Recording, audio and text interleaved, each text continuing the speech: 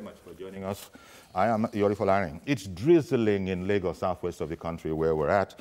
But, you know, I'm sure that as far as many APC supporters are up and down the land, it could as well be a sunny day because I think the sense of euphoria is still in the air. I'm talking, of course, about Friday when the candidate of APC, Dr. John Kayode Fayemi, to go the way INEC went. We know him as Kayode Fayemi, but then there's John in there. He was declared the winner. He trumped Professor Leka, the deputy governor and candidate of PDP.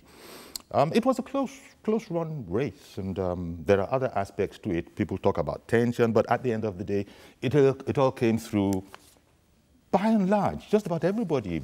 Nobody has complained, almost. Nobody has complained about it. I'm talking about the observers. Yeah, there will be one or two pockets, but generally speaking, the overall consensus seemed to be nothing happened that would vitiate the results such as they were delivered to us. Well, guests to talk about Ekiti this morning, especially the governorship and the results. Mr. Segun Dikpe is a public affairs analyst. Thank you very much for coming on. Mr. Dikpe was in Ekiti, so there's a sense in which we can get an eyewitness account from him. Thank you very much for coming. Good morning. And Mr. Yemi Mapadirun, a friend, strategy and governance expert. I don't believe he was in Ekiti, but then, you know, he was glued to news sources and very little passed by without him noticing it. Thank you as always, Yemi, for coming on. My pleasure. Thank you. Good morning. Yeah. Let me start with you, Mr. Dikpe, if I could. Because you were there. Yeah. A lot has been made of, the result is over now, we have it. A lot was made of the, 30,000 policemen, and, you know, the great extent to which the authorities went to secure all processes in that election. What would you say in regard to that? Because that seems to be something that is coming up. 30,000 policemen. Who was on ground to count them one by one? Oh, no. We have official figures. So it remains an assumption? No, it's not an assumption. It's a fact. If the police released figures, then we can take it as a fact. Well, why I asked that question is that I was on ground. I did not see 1,000 policemen around me. Good. Okay. Yeah. So to such an extent, I would say that, I mean, I had about 30,000 policemen, but I didn't see them. Okay. Now, which might be kudos to the police for, you know, deploying strategically. You weren't supposed to see 30,000 in one place. Exactly. You know, it was a wide space. Exactly. And I doubt if the candidates themselves saw the 30,000 policemen, every candidate. So Not it's in an one place. assumption. Okay. So we assume that 30,000 policemen were on ground. Now, so all of this, what you just said is sort of rubbishing the whole idea that there might be such an overwhelming preponderance of power that people would have been scared away. You're saying that in the light of what you are saying, you don't know how anybody could have arrived at that conclusion? Yeah, I don't know. Okay. Now, when you talk about security, you can only talk about under-security. You can't say that people are overprotected. I think we'll leave it there. Yeah. Thank you very much. Yeah. Yemi, coming over to you. Was the result surprising? I know it seems like a funny question. It was quite close, 197,000 to 178,000 odd. You know, in both cases, there's still some little fractions. 197,000 to 178,000. Were you surprised about the result ultimately? Well, nothing about the election actually surprised me. But I would say before the election, I couldn't place my finger on who was going to emerge, because I knew that it was going to be a very closely fought election and that it was going to be too close to call. So if at the end of the day we had a 19,000 vote difference between the winner and the runner-up, it goes to show that it was a fiercely fought election. And if you looked at the event that predated that election, it wasn't surprising. When you looked at the campaigns of both candidates, both parties, it was really difficult to pick out who had an edge in mobilizing crowds. Yeah. Even though some will tell you, and I think we can't discountenance that the crowds that you see at rallies are over-exaggerated in a way. I mean, because if you have 20,000 people massed in one single place, there is a sense in which you think the whole of that town is there. Exactly. Whereas it's just, you know, a drop in the ocean. Which also addresses the point of 30,000 policemen. Well, even the issue of it does. No, I take it, you know, I take the word of the Nigerian police that 30,000 policemen and other security agencies that work with the police, because that was how the DIG in charge, you know, defined the 30,000. It wasn't exclusively policemen, but other agencies that cooperated with the police to provide security for. So it's a 30,000 strong security outfit that was deployed. And like, you know, Femi, like my colleague said, you know, Shegun said, for me, I was a bit miffed when I saw the kind of attention paid to the number of policemen. You see, policemen are everywhere. We see them every day. They don't, if you deployed military, hooded people, yes, you could say there's a sense in which there will be intimidation. But in a country where we constantly cry that we are under-policed, it worries me that suddenly people are saying you shouldn't deploy this size. Of course, there are those who are worried that do we really have 30,000? Was it 30,000 given so that you could have 30,000 times whatever amount allowance is given to policemen? And I think in no less, you know, people of status than the senators, you know, in the hallowed chambers, even raise that issue, that they are not sure the 30,000 policemen, but I think it's just for the purpose of, you know, allowances. But it's neither here nor there. But I want to give it to the police that at the end of the election, in all the processes leading to the election, the only infraction, supposed infraction, that came to the public glare, I won't say that happened, but the ones that came to the public glare was the one that involved the executive governor of the state. And that, in a way, also put a lie to those who said security was deployed to intimidate the people, because I didn't see any intimidation in the course of this election. So it went smoothly, by and large. No election can be perfect. I mean, and when I say by and large, there were reports, Shegun, of you know, ballot snatching, but that was contained. There were reports where reportedly, allegedly, let me use the two together, reportedly and allegedly, both parties were seen mobilizing prospective voters, if you get my Nigerian meaning. So, but none of this was enough to, as I said, obscure the fact that it was a job well done by INEC, bearing in mind that in this climb, you can't expect everybody to be an angel in situations like that.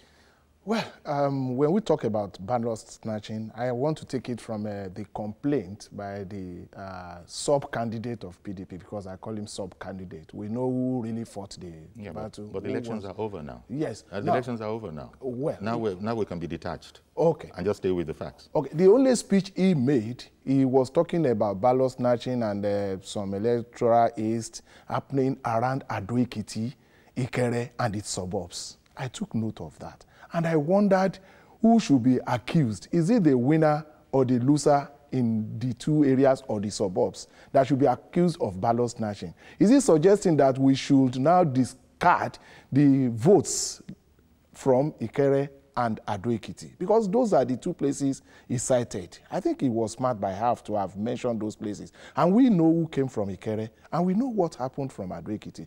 The two local governments, or the two areas, the two towns, cities, are the places where he made his mark. He won, do I say landslide, in Ikere, and he won in Ado-Ekiti. Now he's pointing accusing figures. He's beaming satellite at Ado-Ekiti and Ikere. Funny times we have. Okay. I think it's panic measure, and we should know that it's like slapping a child and you said the child should not cry. We won't expect him to own up like that, especially having been pampered, having taken it to that level, and not to say, oh, I would have won but for. Yemi, what part do you think the federal might, so-called, might have played in this election? Because back in when Governor Fayose, that is what he is, you know, until the handover, you know, at that time, it was thought that he had federal might behind him. Now, Governor Fayose is not in this election because it was Professor Eleka. Even though you can forgive people for thinking that it was between Fayose and Fayemi, it wasn't. It was between Fayose and the candidate of PDP, Professor Eleka. But Fayose had himself front and center. In fact, the people might not even recognize the picture of Professor Eleka if you post it right now. Remember that when Fayose won the election the last time, Fayemi had done what many said was the statesman-like thing and had instantly, like those American elections or British elections, had conceded victory, congratulated the winner, and had said, let us move on. I'm not saying that position was universally acceptable to all concerned, especially in his party. But now the same man has come on as if he knew, as if he was a visionary. Say, look, that's just a minor, a minor setback for now. And here we are 4 years later. He has won. I'm surprised that so far I haven't seen, Professor Eleka, not Governor, maybe Governor Fayose because he's still in office, but seen Professor Eleka extend the same statesman-like courtesy to him. Well, let me take it from the federal might issue. Well, we prefer to call it federal might. But I think there was no way you will not have a federal presence in a gubernatorial election. In the first place, the Independent National Electoral Commission that conducted or that conducts, state and federal elections, it's a federal body. So that in itself is a form of federal presence. And in the absence of state police, you also have a federal police on ground and federal intelligence. So to that extent, yes, there was federal presence.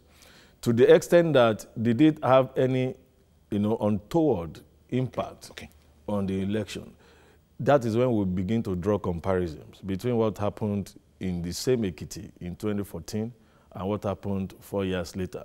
In 2014, we saw a candidate with military bulletproof vest moving around with military men, hooded security operatives, and intimidating even the ruling government. I remember at that time that Governor Fayemi was the serving governor, was even restricted in some instances.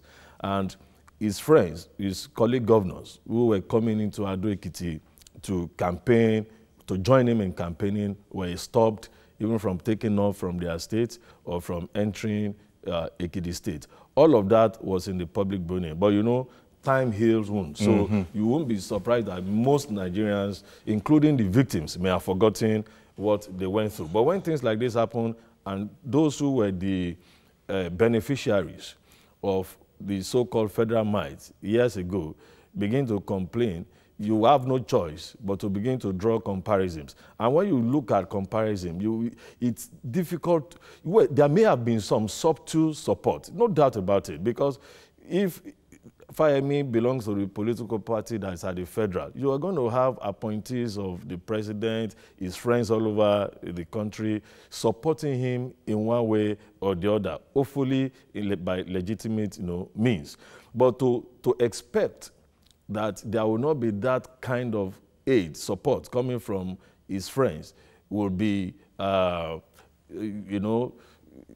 don't know how to put it, we'll be deceiving ourselves. Because even the opposition party also had to draw, the serving party in Ekiti State also had to draw from French governors in PDP-controlled states who came to offer support. But the extent of the presence or the might is what is out there in the open for people to judge. Was there an overt presence and pressure? Was there any form of intimidation? Exactly. I think the result of the election didn't depict that. When you compare it to the last time, when even the governor in conceding, I think the governor at that time, Fayemi, was so psychologically, deflated and emotionally displaced that there was no way you could question an election that says, as sitting governor, you scored 120,000 votes, and the opposition had over 200, almost 110 votes. So at that point, are you going to say over almost 100,000 vote difference in an election where about 300,000 people participated? It just had to concede victory at that point. Because, and that was why he said, if this is the will of the Ekiti people, then he had no choice but to staying with you it. just for one moment because of how you ended, which leads me on to something else I wanted to ask. Governor Wike of River State, at a church service, by way of commentary, had said, what happened in Ekiti will not happen there, will not happen, in his beloved state. It wasn't going to happen to applause. It was surprising that that kind of a comment came in the light of all that we have already said, because there was the clear innuendo that all was not well. What do you think of that particular comment in brief? Well, my comment is that, Governor Wike is also a politician and is a very good friend of Mr. Fayose, and he also understands that more than in Ekiti State, there is the presence of gladiators in rivers who are friends of the president, who are appointees of the president. So it's another veiled way of saying, I'm also going to prepare for you. You don't expect him to. I will have been very, very pleased if he had congratulated Fayemi, just like the governor of Gombe, Dakwambo had done, who is a PDP governor, did. It will have surprised a lot of people and possibly swelled his goodwill, amongst people. But what is said, I think, is in consonance with, what we expect. It was thought, following the results here, Segun, that, this whole, as it is referred to, and never mind that as it is referred to, stomach infrastructure, because Governor Fayose actually has a special assistant for infrastructure. I didn't believe it until I saw it in cold print. There actually is one. So it's something there. And it was thought it was important and that the Ekiti people were endeared to it. Fayemi arguably was seen as an academic, ivory tower man, not too close to the roots, the grassroots and all of that. And so that was one of the main differences that was touted. It was along the lines of Shewe Lafeje, almost. Nobody ever expressed it like that. But now the university guy, comparing himself with Governor Fayose, who had actually said out there that he was a street boy and that he knew how to get around, and that, the link between him and his people, meaning the people of Ekiti, was unbreakable. What do you think happened? The gentle and the meek guy who didn't know the people, so it was said, he now trounces Deputy Governor Eleka in an election. I think it's a wrong perception to think that Fayemi is gentle and meek. I've worked closely with him. I'm not going to take anything away from his intelligence. It doesn't mean a gentle and meek person is a weak person. Yes. I'm not going to take anything away from his intelligence, but I want to tell you that it was, pre-2014, even closer to the people than what Fayose did. Fayose loves publicity stunts. He's a stuntsman, and he can make a noise of any little thing. Now, talking about stomach infrastructure, I used to compare it with pocket infrastructure. When you talk about stomach infrastructure, you give somebody something he swallows, and you give somebody something that he holds on to, and he begins to benefit from that all the while. I think that is what Fayemi had always represented. People always try to compare tokenism with something that gives you life. And then that is what you can imagine Fayose was being asked. So you're persuaded that the people of Ekiti were able to analyze this and see right through it the way you are saying now, that look, whatever good we were getting from there was temporary, ephemeral, and that the other candidates, position and offerings, these were the more substantial things. You're actually saying that you think the people of Ekiti came to that conclusion. Not analyzed, but experienced. They experienced it. They weigh the two terms, the two periods. And they were able to see that period, for instance, Ekiti is a civil servant state.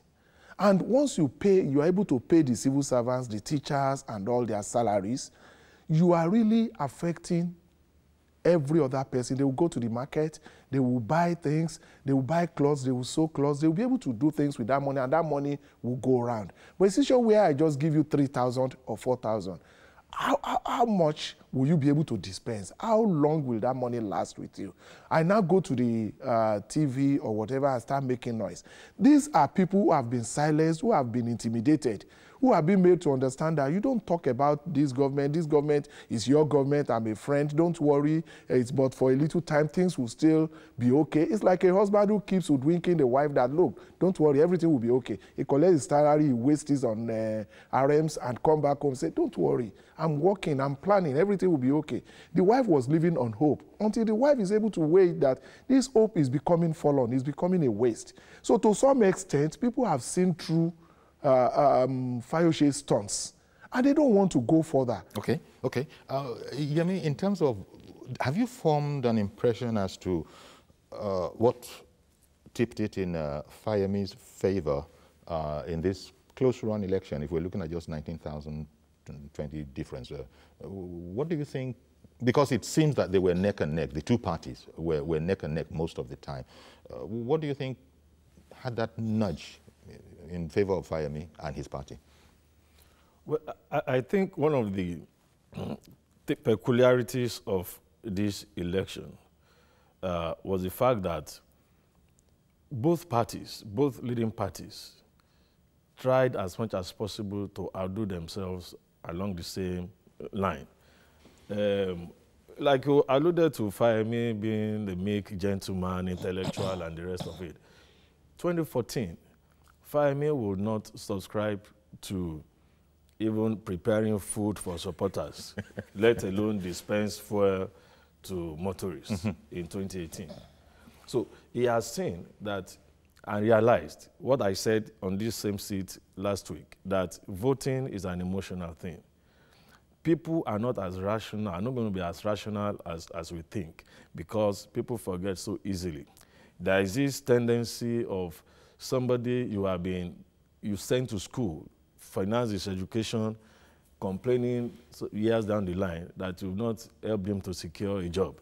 He had forgotten that even that qualification he has to get a job, which he will get through any means, through other means, was facilitated by you. So there is a tendency of looking at what I have benefited now, even with the best of educated minds, because that's the way we are wired. But by the time you have a process where people have the opportunity to drum up, this is the second part now. People now, because election didn't just happen on a day, there were periods of campaign and the rest. So, like my brother here said, Shegun, both parties now had the opportunity to say, well, this is what we've been doing to improve your life since 2014. Fayemi can come and say, between 2010 and 2014, these are the things I did.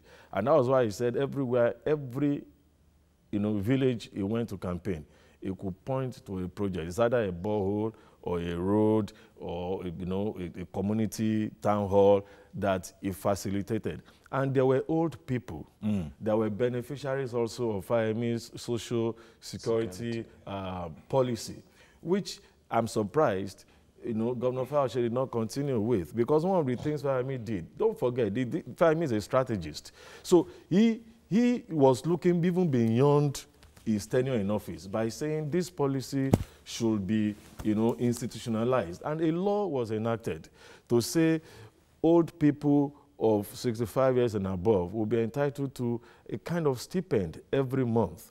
And those are the things that he did. But because people didn't see him, I must confess that even for some of us who had the opportunity of being close to Governor Fayemi professionally as a strategist, he conveys, because of his self-dignity, the way he carries himself, people misconstrue it to mean arrogance. Yeah. You could sit so close to Fayemi and he will look so far, because he's pondering a lot of things. He's beyond that point. Who is going to sit down and eat amala with you? Yes, yes.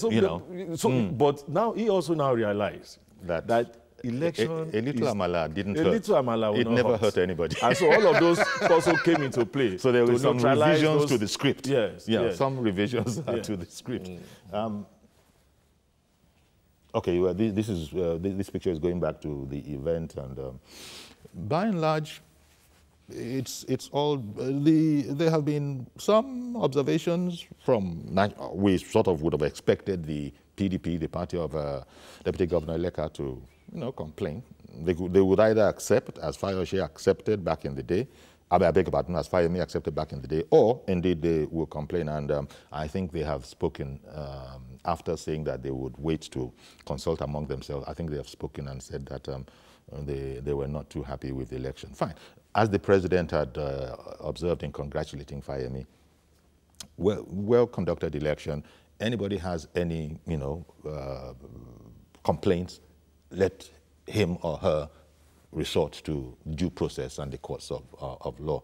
Garba Shehu put out a statement that, everybody in the press, seemed happy to say was from the presidency. Well, yeah, because Garba Shehu is indeed in the presidency. But when you see that, this is from the presidency, it would seem as if that was what the president was saying. But speaking on behalf for his job, he had put it out almost in personal terms that, look, you mess with the president, you disrespect the president, you badmouth the president, it will come home to roost and that kind of a thing. What do you think of that particular line? Well, Garba Shehu is Garba Shehu. Of course, he's working in presidency. 1 second, please. Could I just quickly bring in a caller who has come in? Good morning, Mr. George. Good morning, Uncle Yori, and good morning to the panelists there. Thank you for calling in. Uncle Yori, let me rejoice with the people for their being liberated. I call it liberation from being conquered by a former motorbike stout. It was surprising. I mean, it was, I don't know how to describe it, that a state with such amount of intellectuals, where you have somebody like Professor Aluko, Nigeria's most prominent economist, and the former VC of University of Lagos, and very many people that you respect for their intellect, coming from that state, and is being ruled by somebody like this. And I'm happy for them that they have now realized that they need to regain their glory. What you said Governor Wike was saying is an act of fear. Let me describe it like that. He is afraid that he is not legitimately elected, and that what has happened in Ekiti could also happen to him. So let him boast if he likes. When his time is up, he will cry like Fayose too. Okay. That's what I've just got to say this morning. So I rejoice with Ekiti people. All those questions about whether militarization or no militarization, you deal likes with likes. You cannot do election in such a state like Rivers and where Fayose was, at play, and expect not to, secure the place properly. All right, then. So congratulations to all concerned. Thank you. Thank you very much, Mr. George. Yes, I interrupted you. Talking about the way Garba Shehu had phrased it. And by the way, I also was reading one of the online news sites that the EFCC had also put out a tweet, but had to take it down because of, an avalanche of comments coming out saying that that was less than professional. I think the long and short of the tweet was along the lines of, now that the cloak of immunity has been torn away, see you later, and that kind of a thing. And people had said, wait a minute, you guys you're supposed to be non-partisan, you just deal with the facts of the case. You're not out to get anybody. I don't know, but it has been taken down. So I have to use allegedly here, since me, myself, I didn't see that tweet, but it is reported that there was such a tweet by EFCC and it was taken down. Yes, so there seems to be so much glee that Fayose is in quote-unquote soup following this particular outcome. I'm told that someone else is on the line. Olawale in Ikorodu, good morning. Yeah, good morning, Uncle Yori. Good morning, sir. Thank you for calling in. Hello, good morning. Good morning. Good morning, Uncle Yori. Good morning, sir. Yeah, God bless you. Yes, my name is Olawale from Ikorodu. Yeah, I am from Ekiti State. And I congratulate myself, I congratulate Ekiti people. Okay? The only lesson we are learning from this election in Ekiti State is that no condition is permanent, no position is permanent. In 2014, we had the theory of 16-0 with the help of federal might. So whatever goes up must come down. In 2018, pendulum changed. And the situation did not ended up, if I was losing his own local government. Okay? So when we are in position of authority and power, let us exercise it with restraint. Let us know that the only thing that is permanent is the Almighty God. We should be very, very, very careful. The issue of militarization does not come in. Ekiti people, being what they are, the atmosphere had already been overcharged, overheated before the election by both parties. And there were so many comedians, okay, in that place. Because Fayose claimed that he was tear gas and he was the only one affected by the tear gas. There is no correlation between tear gas and collar neck and broken neck as well as broken arm. So let us be very, very, very careful. All these antics will not take us anywhere. My state is a state of intellectuals. Professor Akiala, Dr. Atioro, when they dominate all the universities in Nigeria.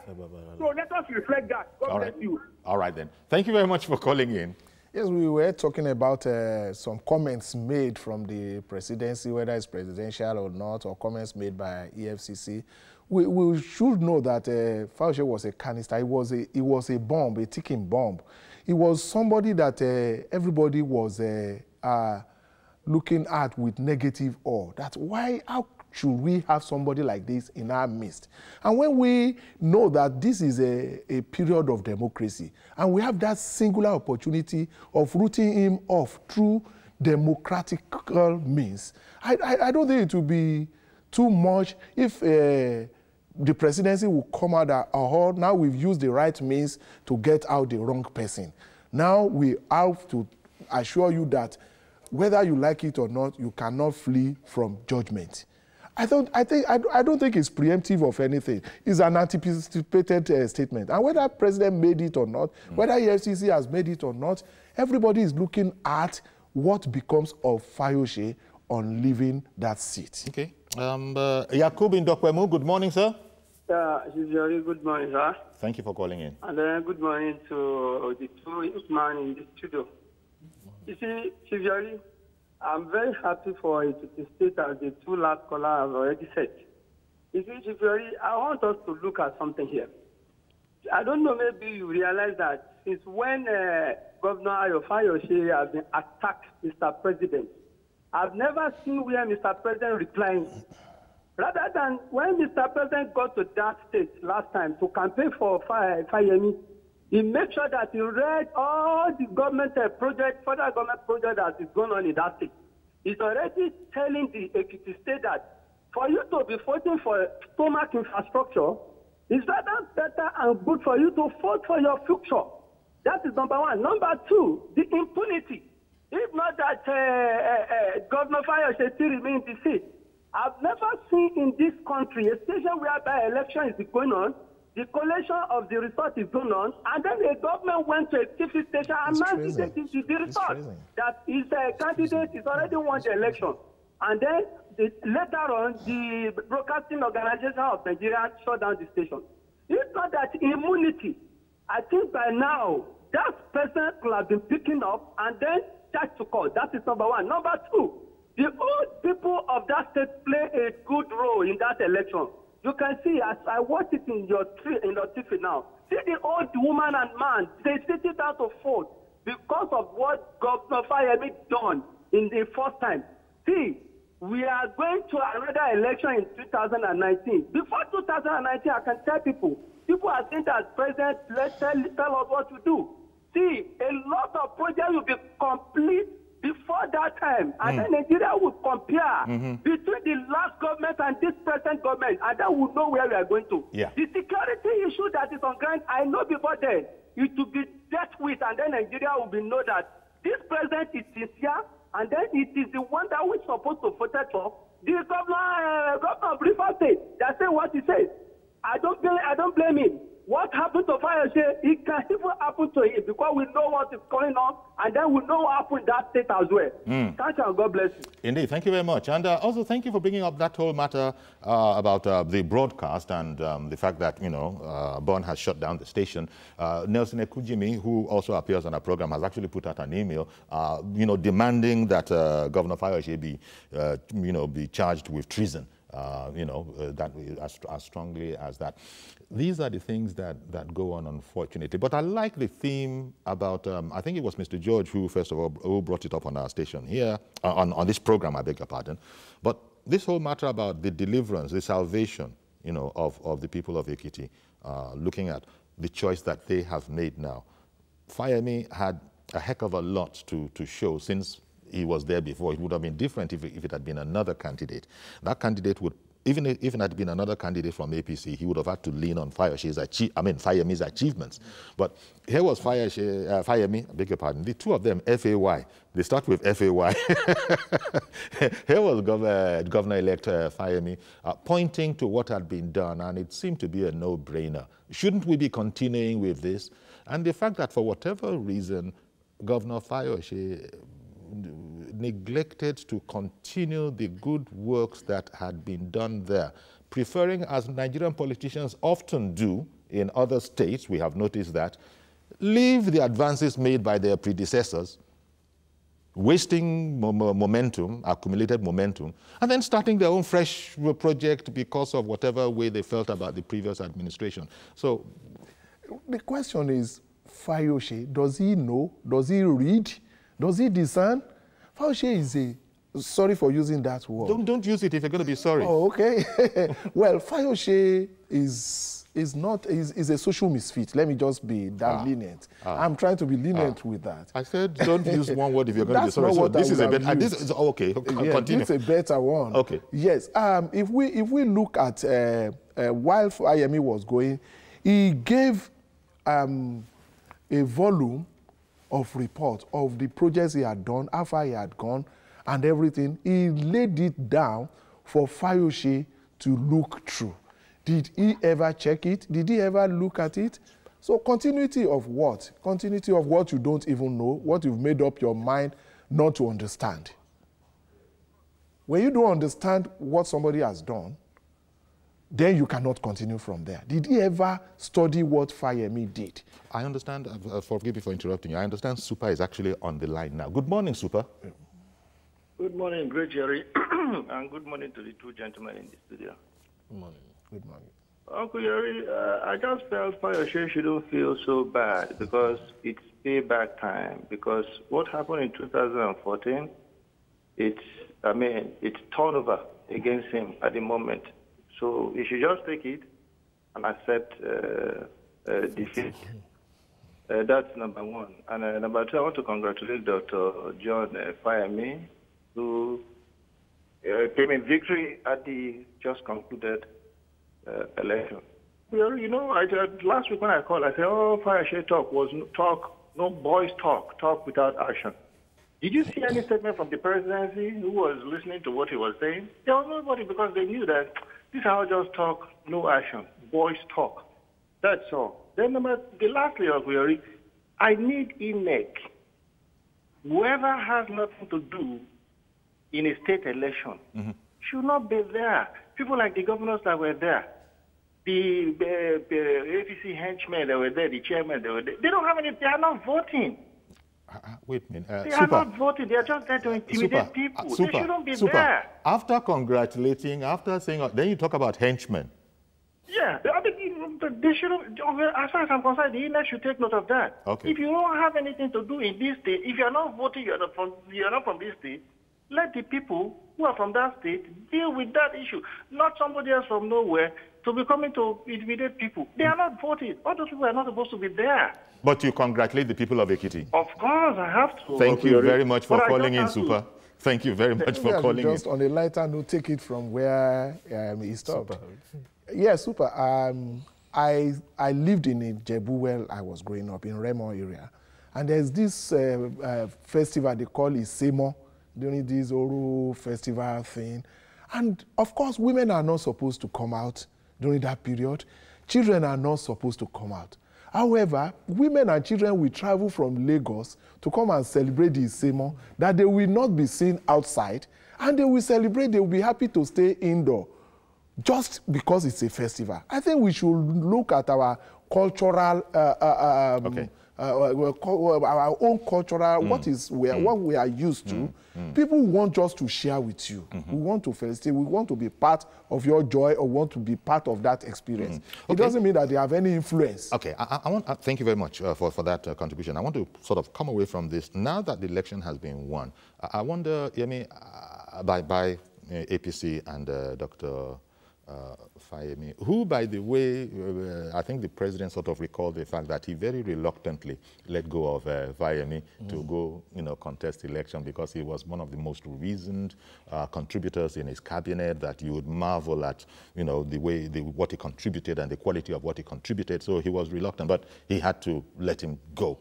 How much rebuilding, if any, do you think Fayemi has to do now that he's governor again?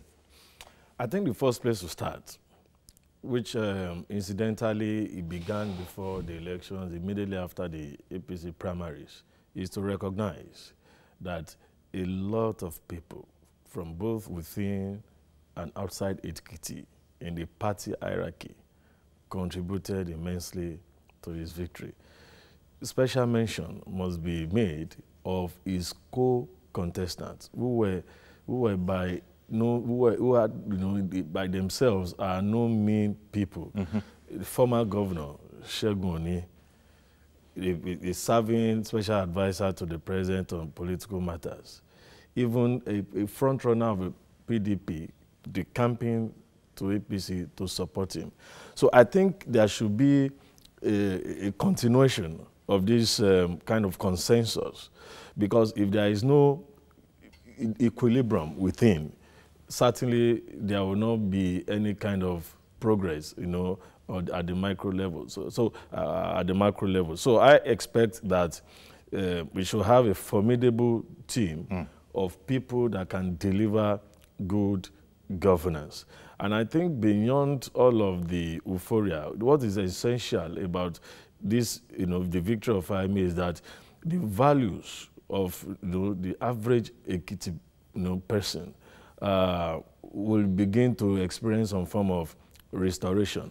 And this is not to totally discard the contributions of somebody like Fayose, who, by the result of the election, you must note, still enjoys some following, in Ekiti State. All those people have to be reconciled as well. Yes, you may ascribe that to the use of apparatus of state as a governor. It remains to be seen if outside office he will still be able to command the kind of following, that he commanded. And having said that, my little knowledge of the person of Mr. Fayose is that he's a pragmatic person.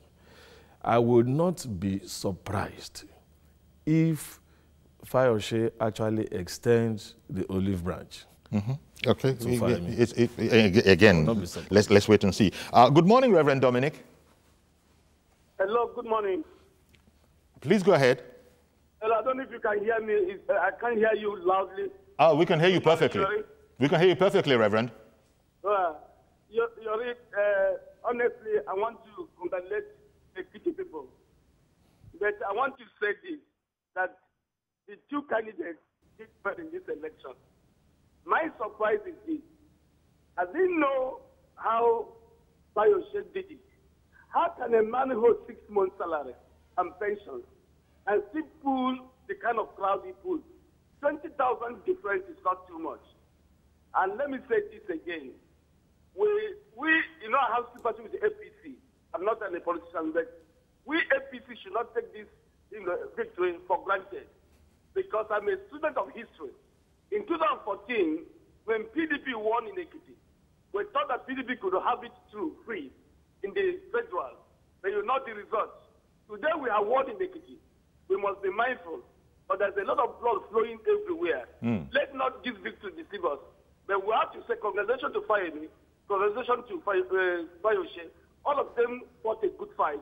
The difference is not too clear. Nigeria and Ekiti should come first. And let Fayemi please pay salary. Let him pay salary so that the people of Ekiti will accept him more than before. All right. Congratulations. Thank you. Thank you very much. We're talking about whatever kind of reconstruction, repairing that Dr. Fayemi has to do as the governor. He's currently governor-elect, but it's assured he will become governor again. He's highly experienced. He's been there, done that. He knows what the issues are. He's had the benefit of the past 4 years to reflect on, what he's going to do when he comes back. Because it seems to me that Kayode Fayemi knew from very, very shortly after the election that he was going to take another shot at this thing. But this time, as the old reggae song used to say, he was going to come in with a brand new repertoire, better than before, that kind of a thing. That must also include repairing, and this is my entire guess, repairing relationships within the party itself. Because it seems to me that they might have kept it under the wraps so as to be civil in public, but there were some little turbulence going on. All of these probably will now have to be done, because if you look at the appearance of those who came out from the APC, whatever the suppositions might have been, it showed that there were rapprochements here. So it now probably behoves Fayemi to, how does one put it, play cricket. Well, I don't really envy Dr. Fayemi at this point in time, because I know that there is so much in his plate to deal with. But having said that, the Fayemi I know is his... I'm sorry. They told me Lucky's on the line from Port Harcourt. No. So let me just grab Lucky. Good morning, Lucky. The more the merrier. Yeah, good morning, sir. Thank you for calling in, sir. Yeah, my name is Lucky. Okay. I'm watching you right now. I congratulate our Fayemi and Ekiti people. Hello? We can hear you. Please continue. Yes, and I also want to say about my present governor. Yes, yes. I know him as a gentleman, but there are some certain things you do, it comes to haunt you the next day.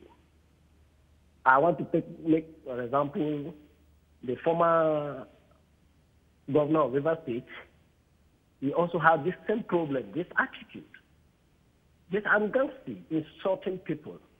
And that was led his fall down to today in River State. And Fayose has also received the same punishment. I hope every other governor should know how to control their temperament. Lucky, what do you think, Lucky? What do you think, Lucky, of your governor saying in church yesterday that what happened in Ekiti will never happen here? Yes, I respect Governor Wike as Rivers governor. He's very good.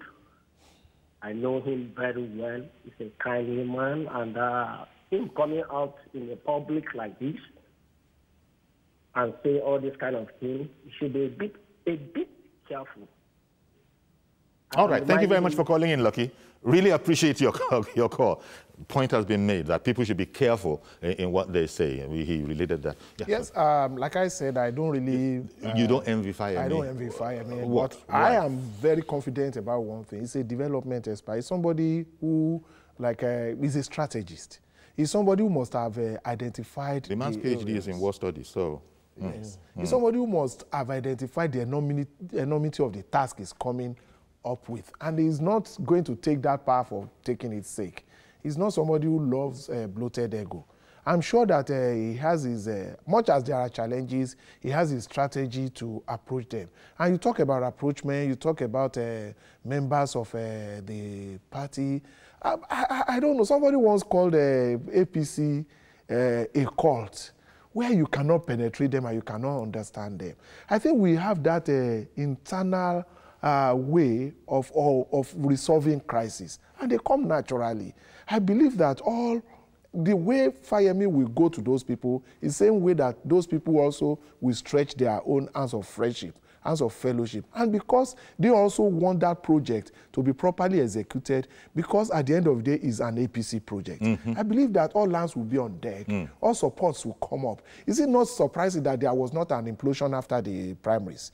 And they all came, they rallied around themselves, and they brought up this success. I want to believe that much as it's a daunting task, it's not something impossible for a Fayemi to manage. Yemi, you agree with that? Because it was felt that some APC governors, that went on to other things in the Buhari administration had grievances, that were simmering, barely, under the surface. But now that things are the way they are, reapproachments probably have to be made. I think there is no, wishing that away. That has been established. What I want to add is that there should be that consciousness on the part of the governor-elect that he has just 4 years, perhaps 3 years, to do all that he needs to do, because there won't be another opportunity to be governor in a good state. Okay. Sorry, Elder Olani, I believe, in Oshogbo. Yes. Good morning, sir. You're on air right now. Huh? Go ahead, sir. You're on air. I want to contribute. Please do. Especially on the results of the election in Ekiti State. Yes, let us hear you, sir. The result shows that in Nigeria we are not yet ready for democracy. How do you mean? The panelists on now, the two of them said on security that there is no over-concentration. If in a state where the election was held, the neighboring states, like Ondo State, last week we heard that most of the surrounding towns, all the policemen there were withdrawn to the extent that the banks were closed. And this is a government that could not afford to send policemen to Benue State, where killings are done almost every day, and nobody has been arrested. You can see that election is more important than the life of the people. And definitely what we should expect is that until something comes to put an end to this system of governance, we are not yet ready for democracy. Our leaders, they want to win by all means. Elder, the one that happened on Saturday, is that not democracy? People voted. It was a close race. Barely 20,000 naira difference. I mean, 20,000, barely 20,000, votes difference. Doesn't that show vigorous and healthy democracy? In terms of voting, it is true that the wishes of the people was prevailed. There is no doubt that the people wanted a change. But what I want to emphasize is if you admitted that, Elder, then what do you mean that we are not ready for democracy? If you admit that the people's will prevailed, I don't understand what you meant, sir, when you said we're not ready for democracy. It's not the presence of those security men that made people to vote the way they wanted. But what I'm saying in essence is that these people, they are interested in winning in elections more than securing the life and property of the people. Okay.